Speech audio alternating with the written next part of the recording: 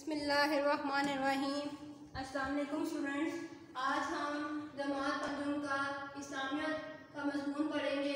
हमारा आज का सबक नंबर 7 है, रिसालत पर ईमान और अतात रसूल सल्लल्लाहु अलैहि वसल्लम। तो आज हम रिसालत पर ईमान और अतात रसूल सल्लल्लाहु अलैहि वसल्लम के बारे में पढ़ेंगे और उसमें जिन पॉइंट्स पर हम रोशनी डालेंगे वो ये हैं। मैं आपको बताती हूँ कि सबसे पहला पॉइंट है रिसालत पर ईमान। कि रिसालत पर ईमान का क्या मतलब है, इसके बारे में मैं आपको बताऊंगी। उसके बाद है अतात के क्या मायने होते हैं। उसके बाद अतात रसूल सल्लल्लाहु अलैहि वसल्लम के मुतालिक इरशादात क्या हैं। उसके बाद अतात रसूल सल्लल्लाहु अलैहि वसल्लम की बेहतरीन मिसालें कौन कौन सी हैं। फिर है सुन्नत के मायने क्या हैं और अरकान इस्लाम क्या हैं।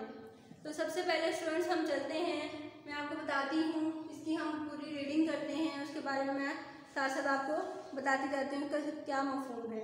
अल्लाह ताला ने अपने बंदों की हिदायत के लिए दुनिया में तकरीबन 1,24,000 पैगंबर भेजे।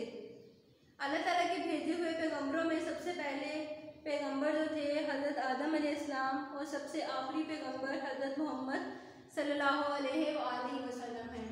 तो स्टूडेंट्स ये तो हमें भी पता है। स्टूडेंट्स ये आपको मैं बताती चलूँ कि बच्चों को भी पता है कि अल्लाह ताला ने जो सबसे पहले नबी भेजे उनका क्या नाम था। सबसे पहले जो अल्लाह के पैगंबर थे उनका नाम था हज़रत आदम अलैहिस्सलाम।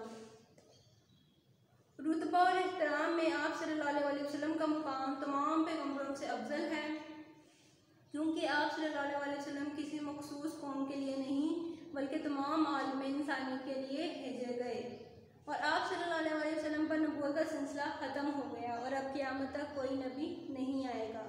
इस बात पर सच्चे दिल से ईमान लाना रिसालत पर ईमान कहलाता है। तो स्टूडेंट्स आज मैं आपको बताऊं कि जो सबसे पहले हम पढ़ रहे हैं कि रिसालत पर ईमान क्या है।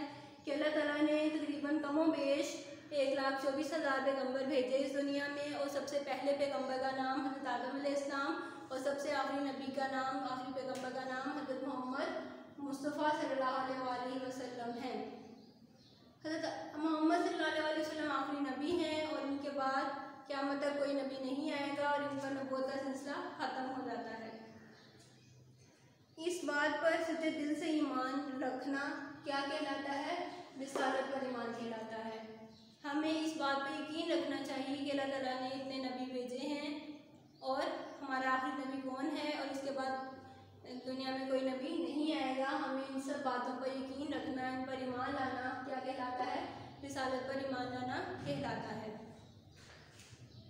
उसके बाद हम पढ़ते हैं कि जब इंसान रिसालत पर ईमान लाता है तो नबी करीम सल्लल्लाहु अलैहि वसल्लम को खातिमुन नबीयीन मानता है, यानी आखिरी नबी मानता है और इस पर यह जिम्मेदारी आयद होती है कि वो आप सल्लल्लाहु अलैहि वसल्लम की तालीमात को और अहकामात को दिल से माने और इन पर अमल करें।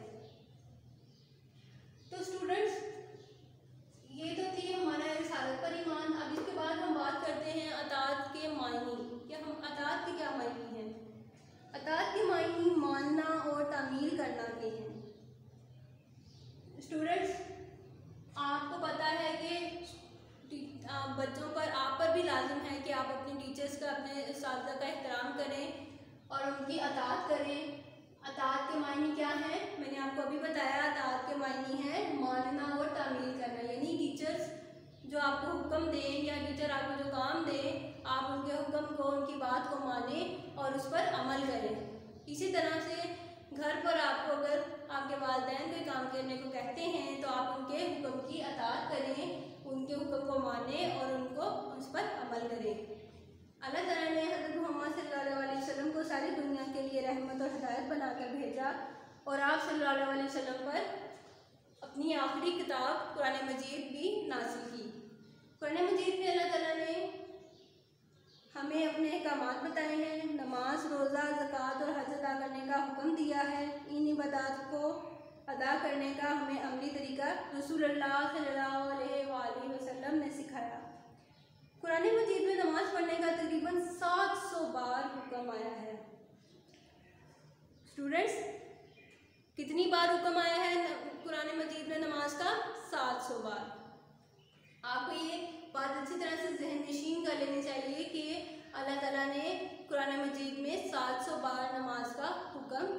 दिया है।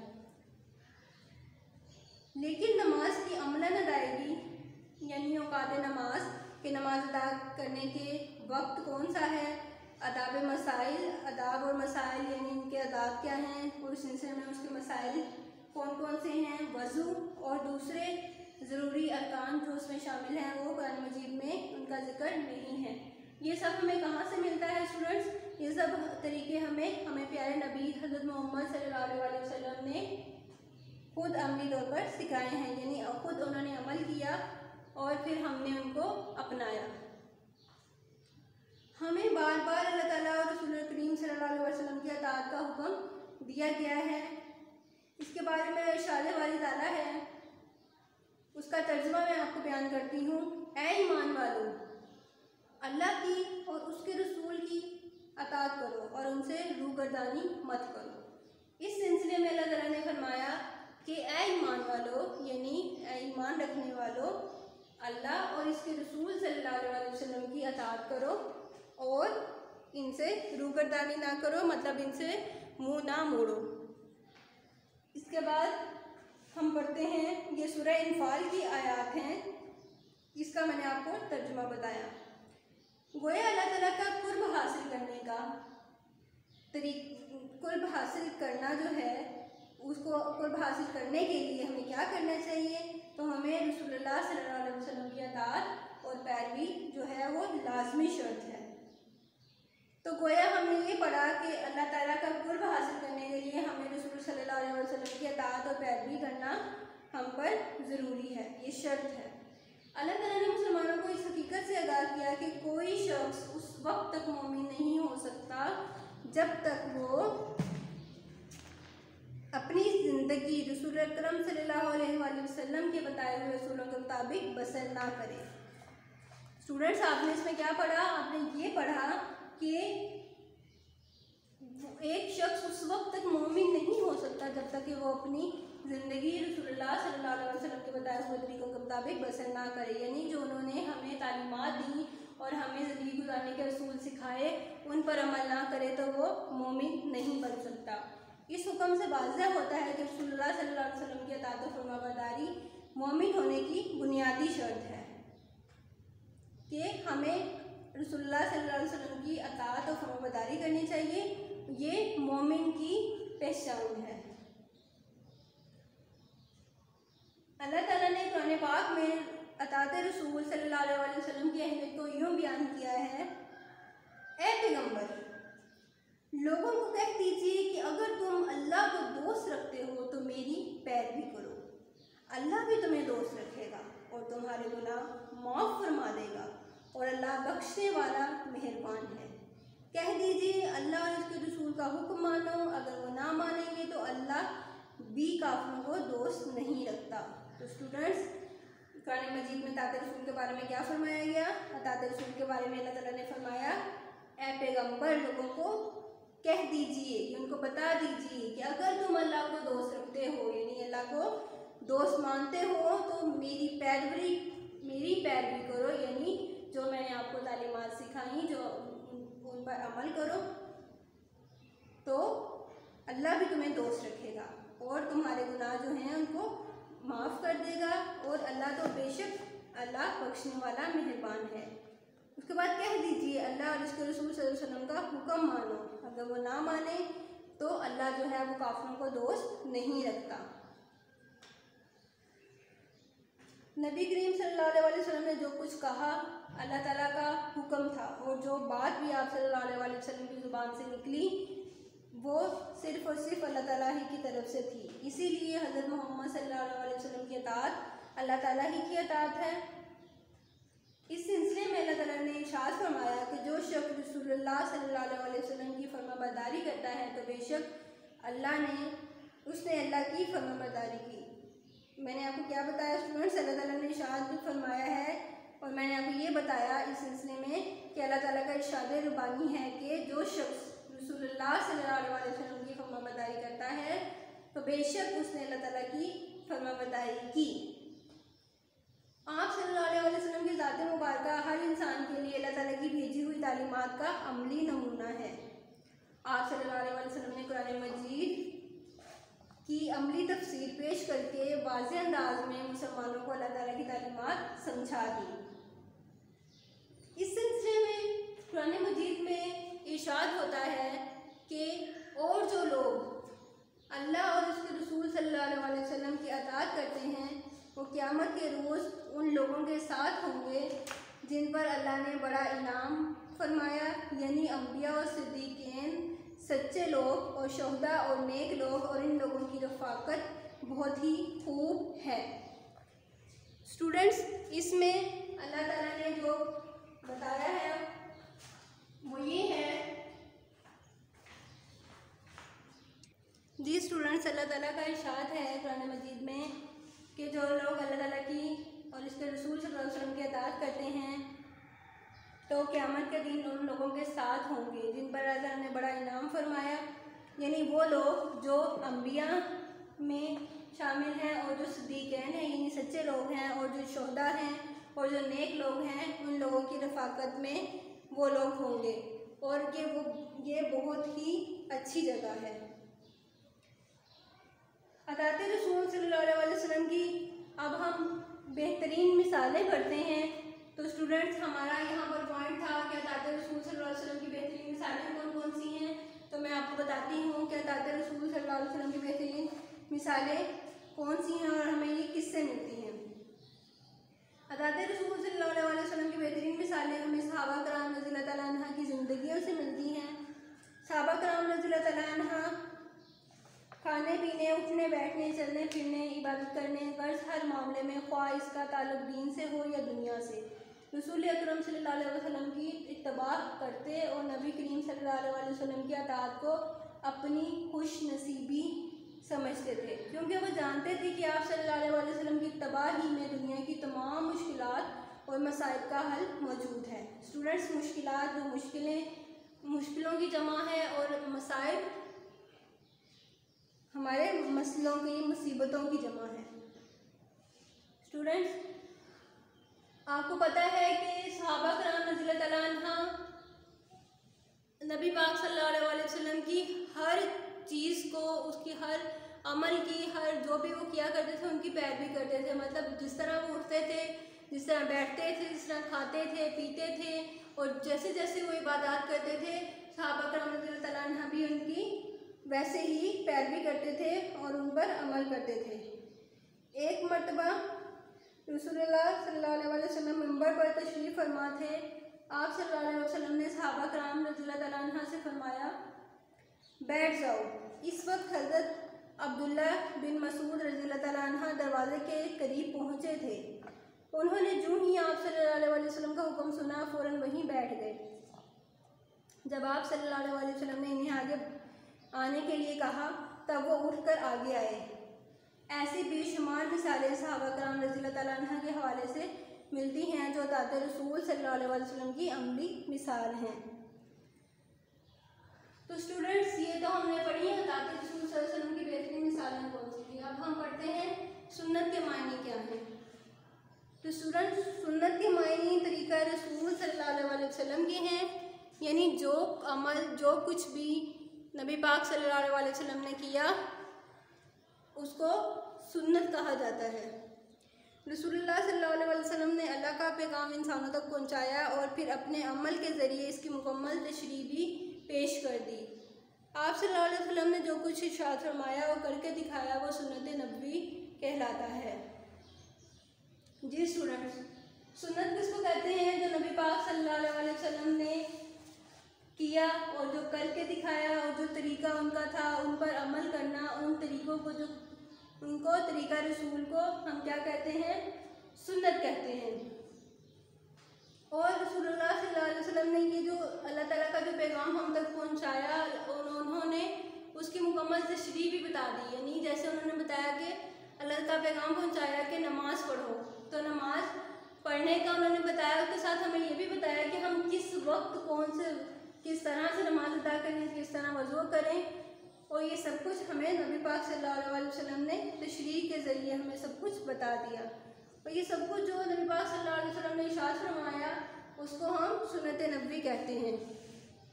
इसका फरमान है, यानी अल्लाह ताला इसके बारे में फरमाता है कि तुम्हारे लिए रसूलुल्लाह सल्लल्लाहु अलैहि वसल्लम की ज़िंदगी में बेहतरीन नमूना है। यानी हमारे लिए रसूलुल्लाह सल्लल्लाहु अलैहि वसल्लम की ज़िंदगी ही बेहतरीन नमूना है। हमें उसी पर अमल करके अपनी ज़िंदगी को बसर करना चाहिए, हमें अपनी ज़िंदगी गुजारनी चाहिए। तो स्टूडेंट्स, इसके बाद हम बात करते हैं अपने लास्ट पॉइंट की, वो है अरकाने इस्लाम। अब हम अरकाने इस्लाम के बारे में पढ़ते हैं। रसूलुल्लाह सल्लल्लाहु अलैहि वसल्लम ने हमें ज़िंदगी गुजारने और अरकाने इस्लाम की अदायगी के तरीके सिखाए हैं। रसूलुल्लाह सल्लल्लाहु अलैहि वसल्लम ने नमाज के मुतल्लिक फरमाया, नमाज इस तरह पढ़ो जैसे तुम मुझे पढ़ते देखते हो। यानी जिस तरह से मैं नमाज़ पढ़ता हूँ तुम भी उस तरह से नमाज़ पढ़ो। उसके बाद जिस तरह से मैं वज़ू करता हूँ, जिस तरह से मैं बाकी जो फ़राइज़ हैं उनको सरअंजाम देता हूँ, तुम भी मेरी इसी तरह से पैरवी करो, तुम भी इस तरह से उनको अंजाम दो। उसके बाद है ज़कात की अदायगी। अदायगी ज़कात भी एक अहम मसला है, एक अहम इबादत है, लेकिन इसके निसाब और हक़दारों की तफसील सुन्नत नबी सल्लल्लाहु अलैहि वसल्लम से ही मालूम होती है। तो स्टूडेंट्स, हमें इससे क्या पता चला कि हमें जो भी चीज़ है, जिसकी भी मुकम्मल तफसील की ज़रूरत है, वो हमें सुन्नत नबी से ही मिलती है। उसके बगैर हमें कुछ भी नहीं पता चलता। तो स्टूडेंट्स, ज़कात की अदायगी क्या है? ये एक अहम इबादत है। सबसे पहले तो अरकान इस्लाम कौन कौन से हैं? वो है नमाज, रोज़ा, हज, ज़कात। ये क्या है? नमाज जो है किस तरह से हुक्म मिला कि नमाज जिस तरह से मैं अदा करता हूँ उसी तरह से तुम मुझे अदा करते देखो, जिस तरह मैं पढ़ता हूँ तुम मुझे देखो और पढ़ो। उसके बाद ज़कात आ जाता है। ज़कात का हुक्म जो है वो अल्लाह ताला ने हमें दिया और ज़कात के बारे में बताया गया कि इसकी जो मुकम्मल तफसील है कि किस तरह के इसका निसाब है, कितनी मिकदार में देनी चाहिए और किन लोगों को देनी चाहिए, इसकी पूरी जो तफसील है वो हमें सुन्नत नबी से मालूम होती है। उसके बाद हमें रोज़ा के मुतालिक बताया गया कि रोज़ा भी एक अहम इबादत है और ये अल्लाह ताला ने हमें साल में एक महीने के रोज़े हम पर फ़र्ज़ किए हैं, रमज़ान मुबारक के महीने में। तो स्टूडेंट्स, रमज़ान के रोज़े के मुतालिक जो तमाम मसाइल हैं वो भी हमें रसूलुल्लाह सल्लल्लाहु अलैहि वसल्लम ने समझाए हैं कि हमें किस तरह से रोज़े की हालत में अपने आप को किन चीज़ों से, किन बातों से अपने आप को दूर रखना चाहिए, बाज रहना चाहिए उन चीज़ों से, और कौन से हमें तालीमात पर अमल करना चाहिए। सब कुछ हमें रसूलुल्लाह सल्लल्लाहु अलैहि वसल्लम ने ही बताया है। इसी तरह से हज की हम बात करते हैं तो हज के मुताबिक भी आप सल्लल्लाहु अलैहि वसल्लम ने फरमाया कि हज के मनासिक यानी हज किस तरह अदा किया जाता है वो तुम मुझसे अच्छी तरह से सीख लो। गर्ज ये कि अरकान इस्लाम की अदायगी के सिलसिले में हमें मुकम्मल रहनुमाई सुन्नत नबी सल्लल्लाहु अलैहि वसल्लम से ही मिलती है। स्टूडेंट्स, हमें तमाम अरकान इस्लाम गर्ज ये कि ज़िंदगी गुजारने के तमाम तरीके जो हैं वो हमें नबी पाक सल्लल्लाहु अलैहि वसल्लम की सुन्नत पर अमल करते हुए ही हमें मिलते हैं। हमें नबी पाक सल्लल्लाहु अलैहि वसल्लम की सुन्नत पर ही अमल करना चाहिए, इसी के मुताबिक हम ज़िंदगी बसर कर सकते हैं। इसी से हमें मुकम्मल रहनुमाई मिलती है, क्योंकि नबी पाक सल्लल्लाहु अलैहि वसल्लम की ज़िंदगी ही हमारे लिए बेहतरीन नमूना है। नबी करीम सल्लल्लाहु अलैहि वसल्लम की ज़ात इंसानी ज़िंदगी के हर पहलू की मुकम्मल रहनुमाई करती है। यानी ज़िंदगी के जो इंसानी ज़िंदगी के जो भी पहलू हैं वो उनकी मुकम्मल रहनुमाई करती है, हमें उसकी मुकम्मल हमें हदायत फराहम करती है, हमें सारी उसकी रहनुमाई हमारी करती है। सहाबा कराम रज़ियल्लाहु अन्हुम ने आप सल्लल्लाहु अलैहि वसल्लम से जो कुछ सुना और करते देखा वो दूसरे लोगों तक पहुंचाया ताकि लोग अच्छी तरह ज़िंदगी गुजारने के तरीके सीख सकें। कोई भी शख्स चाहे वो जिस मुकाम पर भी हो, चाहे वो बहुत अमीर हो, चाहे वो बहुत गरीब हो, या वो बहुत किसी बादशाह हो या वो कोई फ़कीर हो, तो उसवा से ही मुकम्मल वो रहनुमाई हासिल कर सकता है और किसी चीज़ से वो रहनुमाई हासिल नहीं कर सकता। इसके बाद हाकिम हो या महकूम हो, जर्नैल हो या सिपाही हो, अमीर हो या गरीब हो, असातिज़ा हो या तालिब इल्म हो, नबी सुन्नत नबी सल्लल्लाहु अलैहि वसल्लम को मुकम्मल रहनुमाई उसको फ़राहम करती है। रसूलुल्लाह सल्लल्लाहु अलैहि वसल्लम का फरमान है कि जिसने मेरी सुन्नत से मोहब्बत की उसने मुझसे मोहब्बत रखी, और जिसने मुझसे मोहब्बत रखी वो जन्नत में मेरे साथ होगा। तो स्टूडेंट्स, कितनी बड़ी बात है। रसूलुल्लाह सल्लल्लाहु अलैहि वसल्लम ने ये फरमाया कि जिसने मेरी सुन्नत से मोहब्बत की उसने मुझसे मोहब्बत की, और जिसने मुझसे मोहब्बत की उसने जन्नत में वो मेरे साथ होगा।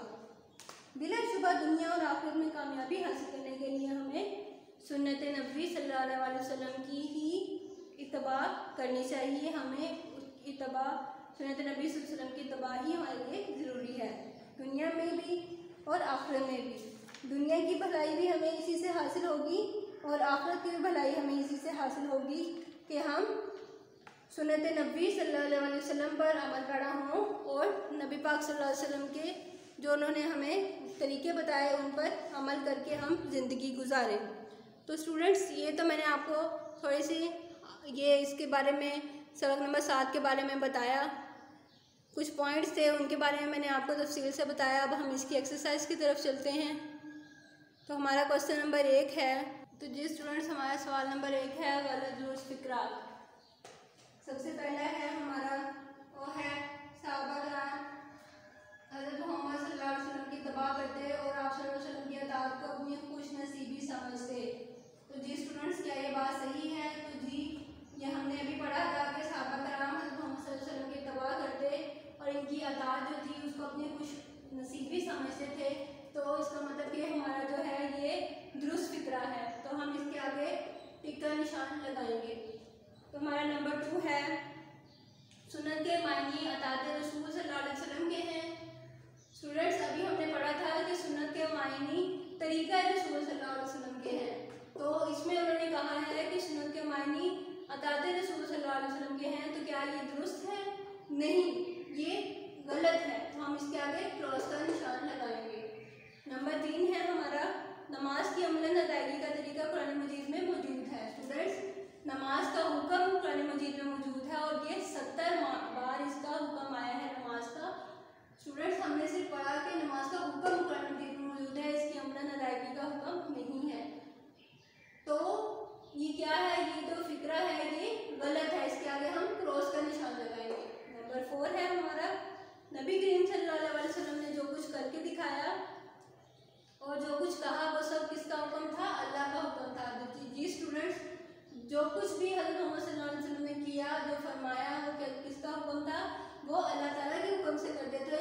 तो इसका मतलब है कि ये हमारा 4 नंबर वाली जो है ये जो हमारे फिक्रात हैं ये जो फिक्रा है ये दुरुस्त है। हम इसके आगे टिक का निशान लगाएंगे। नंबर 5 है हमारा अल्लाह का कुर्ब हासिल करने के लिए रसूलुल्लाह सल्लल्लाहु अलैहि वसल्लम की अताअत और पैरवी लाजमी शर्त है। तो जी स्टूडेंट्स, अल्लाह का कुर्ब हासिल करने के लिए हमें अताअत रसूल जो है वो हमारे लिए लाजमी शर्त है। तो ये हमारा दुरुस्त है। स्टूडेंट्स, हमने ये 5 अभी की हैं गलत फिक्रात, और ये हमारा जो है पहला हमारा दुरुस्त है, दूसरा हमारा गलत है, तीसरा भी गलत है, चौथा दुरुस्त है और 5वां भी दुरुस्त है। अब हम अपने सवाल नंबर 2 पर आते हैं। सही जवाब का दायरा लगाएं कि कौन सा जो है हमारा जवाब दुरुस्त है। तो नंबर 1 है डैश के मायने हैं मानना और तामील करना। किसके मायने हैं स्टूडेंट्स? हमने क्या पढ़ा था? हमने पढ़ा था अताअत के मायने हैं, हदीस के मायने हैं, रवायत के मायने हैं, या सुन्नत नबवी के मायने हैं।